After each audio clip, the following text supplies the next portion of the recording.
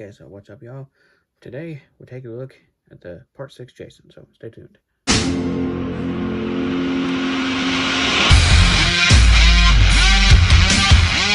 Okay, so here is the packaging. As you can see, it's got your Friday the 13th Part 6, Jason Lives right there. You can see it's got Jason Lives on the tombstone. And this is like the cover of the movie, too. I think it's got the, hunky man with the light coming out of all the holes and stuff. And this is my favorite Friday the 13th movie, by the way, so I was, pretty hyped when they announced this figure. Although it's not my favorite look for Jason, but, it's my favorite movie. But, as you can see, it's got Friday the 13th Part 6, Jason Lives, Neca, and it's got Vorhees on the side there. Same thing on the other side. On the bottom, there's not much, or down there. On the top, it's got the same logo. And on the back here, you've got, hey, read up if you want to read that. You can go ahead and pause it. It's got a picture of the figure there, and some of the other accessories comes with. There's the graveyard with the dirt. There's a mask laying there with the wrong chevron on it, by the way. So it's got what it includes there at the bottom. So if you open it, you got a picture of Jason there on the inside. And now if you notice in here with the tape, before everybody starts commenting in the comment section, yes, this is a knockoff. I didn't actually know that when I bought it, but to be a knockoff, it's actually still pretty sturdy figure, though. I still really like this figure, though it's not the real deal.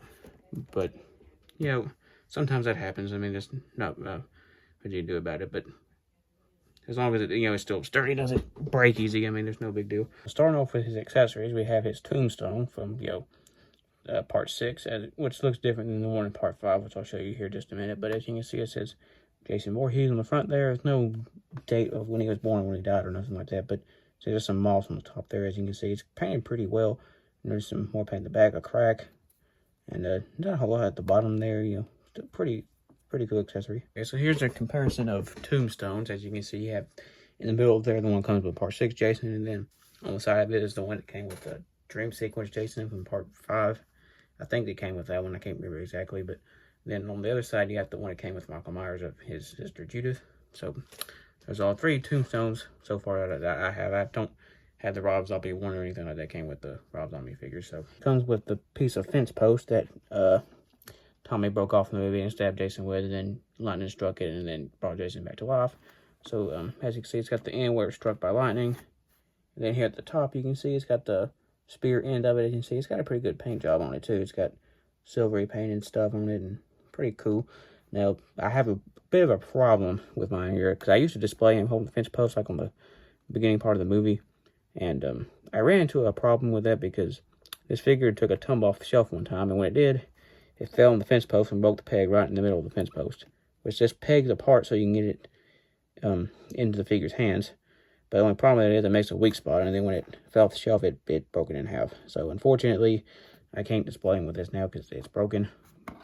But unfortunately, accidents like that will happen. It comes with an alternate hand with a slightly more closed grip than the one that's on it, which I think this was meant for holding the fence post. But you can see, it's got a pretty dirty paint job on it too. It's a work glove, and as you can see, it's got painted on dirt and things like that. It's a yellow glove.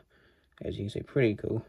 So he's got one of two weapons. He's got this 80s survival knife here, as you can see. Now this is one of those survival knives where the handle was completely hollow, where you could put like a kid and stuff in there. And the problem with those was, there's no tang on the blade, so when you would try to baton with one of these, it did snap the handle off.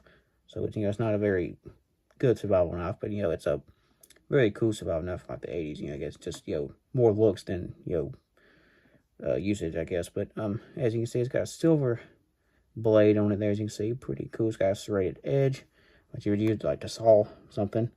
And they kind of sculpted where the false edge on the top there. It's got a sculpted edge where the sharp part would be. The handle is mostly black, but it's got a silver accent at the top there to where you would unscrew the handle to put stuff into it. And this figure does have storage on his belt there. You can see it's got a sheath, and you can slide the knife in there like so. You got to get those tabs up around it like that. There you go. So there's a knife inside the sheath. So pretty good storage. It comes with Jason's preferred weapon, the machete, as you can see. And it's a pretty clean machete too. There's no blood on it whatsoever. In the movie, there was one part, in the cabin with the, the counselor, where the little girl Nancy found it, and it was covered in blood and stuff, and then, the counselor just paid no attention to a bloody machete, just left it laying in the cabin. I always thought that was kind of stupid. I mean, why would you not pay attention to if, one of your kids in the camp comes back into your cabin with a bloody machete? I mean, really? But as you can see, like I said, it's got a clean blade, and as you can see, silver paint apps and stuff. And there's silver rivets on the handle there, and the handle is mostly black. And see, the top of the handle is not painted, which they probably should have painted part of it, because you would have been able to see the tank, but they didn't paint the top of the handle there. So there's a bag, they didn't paint that part. The paint's a little bit sloppy on this, and maybe because it's a knockoff version, and maybe why the paint's a little bit sloppy. But as you see, pretty cool. And he can hold this into his hand, which I should have showed you with the knife, but he gets a better grip on this than he does a knife, so you can get a pretty good grip with this hand. And he does have a sheath on his side there, as you can see, where you can store the machete, which is hard to get it in and out the way it's on here. But as you can see, there's the machete stored in his sheath. So last but not least, he comes with his hockey mask, which is a accessory Jason should always come with. This is part 2, because in that movie he didn't actually have it. But as you can see, it's got the blacked out eyes, which are no eye holes at the back. Because in this movie the eyes were really blacked out. It's got the axe wound at the top there, which is kind of subtle compared to other versions, and it's got like a cream color to it. As you can see, there's the chevron, like I pointed out, that was wrong with the back of the box. So as you can see, he's got some silver snaps there at the bottom, and it's got the black straps, which the two right here come unpegged, so that's a little bit of an issue I had with this. Like I said, maybe inferior plastic or something, but as you can see, pretty cool. You can put this onto his head. I have to kind of hold the straps on mine to really get it to stay, as you can see. So there's what he looks like with the mask on, which that helps complete the look, of this figure. So for articulation, he's got a ball joint at the head there, got a hinge and swivel at the shoulder, a hinge at the elbow there, pretty good wrist articulation. There's a little bit of waist articulation. I don't know if there's any inside here. I mean, it'd be hindered by the shirt piece anyway, but you see he's got some pretty good hip articulation, and it's got a bend to the knees, got the rubber topper, which is used on most NECA figures.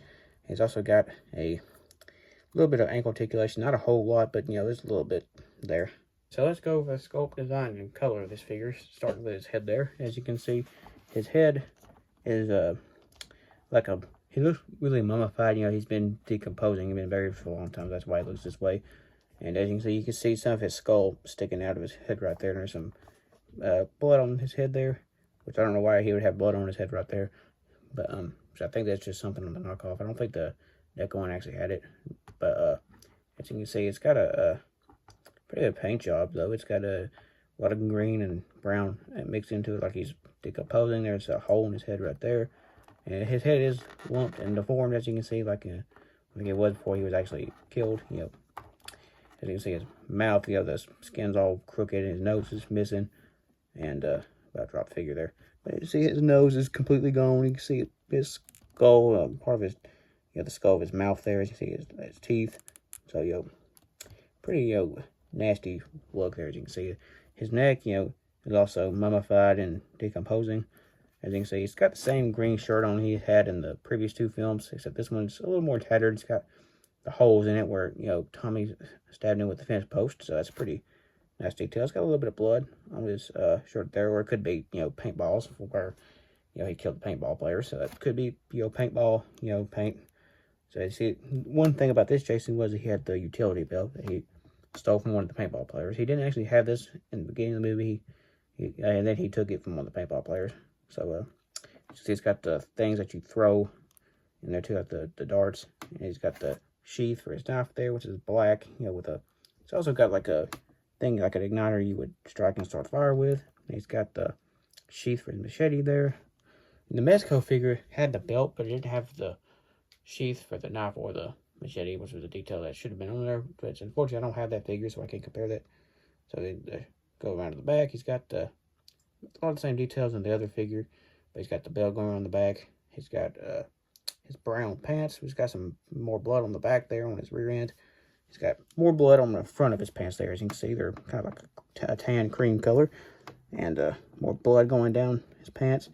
Which, you know, these are mostly the same as the Dream Sequence figure, but they did retool the bottom to make them look kind of, you know, they're kind of frayed at the bottom, you know, kind of old looking, which is what they were in the movie, so that's pretty cool.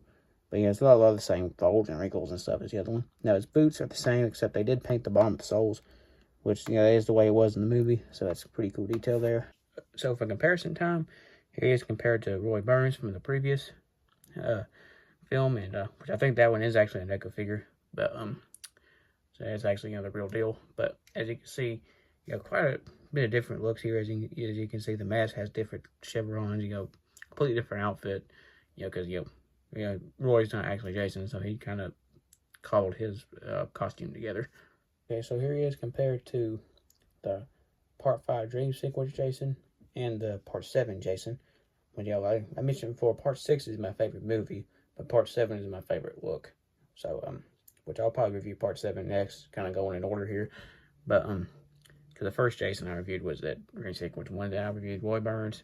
Now we reviewed the Part 6 one, so next review I'll do Part 7 there. And one thing I kind of like here is, you know, it's kind of like a natural progression of his, you know, his outfit here.